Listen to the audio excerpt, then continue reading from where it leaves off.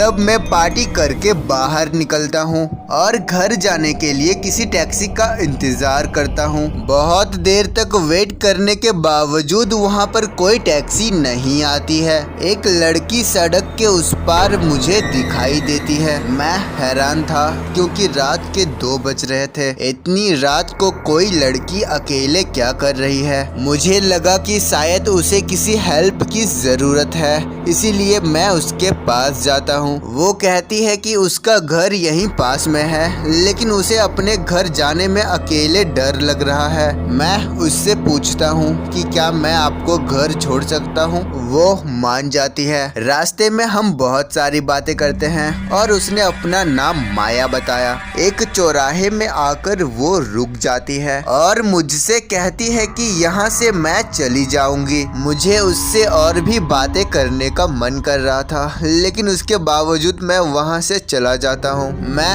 अपने घर आकर सोने के लिए चला जाता हूँ, लेकिन मुझे नींद नहीं आती है क्योंकि मेरे दिमाग में बस वही लड़की चल रही थी। देखते ही देखते सुबह हो जाती है। मैं सोचता हूँ कि काश मेरी मुलाकात फिर से उस लड़की से हो जाए और मैं अपने ऑफिस चला जाता हूँ। रात को जब मैं अपने घर आ रहा होता हूँ तो मुझे फिर से वही लड़की दिखाई देती है। मैं बहुत खुश हो जाता हूँ और उससे बात करने के लिए चला जाता हूँ। माया मुझे देखकर खुश हो जाती है, जैसे कि वो मेरा ही इंतजार कर रही हो। मैं ये मौका गंवाना नहीं चाहता था, इसीलिए मैं उसे कॉफी के लिए पूछता हूँ और वो मान जाती है। हम दोनों कॉफी पीते हुए बहुत सारी बातें करते हैं और उस दिन के बाद से हम रोज मिलने लगते हैं। मुझे ये समझ आ रहा था कि माया को भी मैं पसंद हूँ।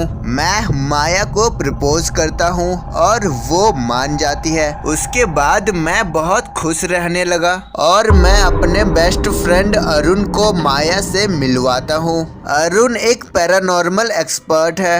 वो मुझे अकेले में बुलाता है और मुझसे कहता है कि अभी इस लड़की से दूर हो जाओ क्योंकि ये लड़की कोई इंसान नहीं है बल्कि दूसरी दुनिया की शैतान है।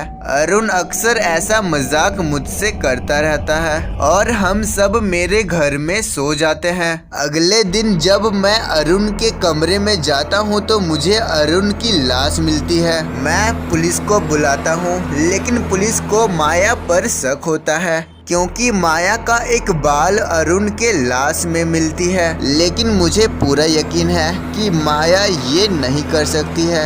रात को मैं माया को अपने घर में रुकने के लिए कहता हूँ। मैं सो जाता हूँ, लेकिन मुझे आधी रात को प्यास लगती है। पानी पीने के बाद मुझे माया के कमरे से कुछ आवाज आती है। मैं माया के कमरे में जाकर देखता हूँ।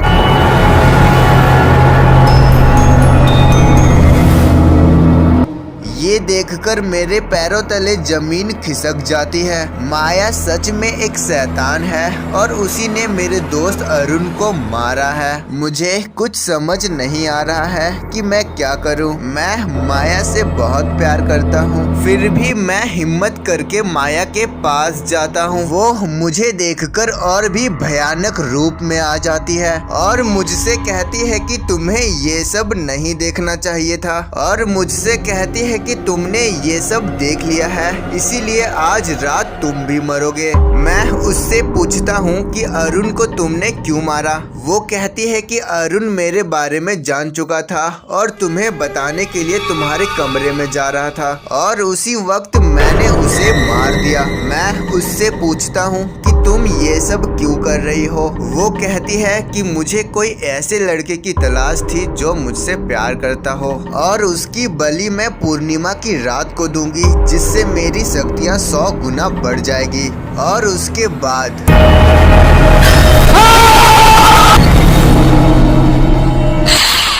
हेलो फ्रेंड्स, अगर आपको ये कहानी पसंद आया होगा तो इस चैनल को सब्सक्राइब जरूर कर दें। और अगर आपके हॉरर डोज अभी तक सेटिस्फाइड नहीं हुई है तो स्क्रीन में आ रहे इन दोनों वीडियोस में से किसी में भी क्लिक करके अपनी हॉरर डोज को सेटिस्फाइड कर सकते हैं।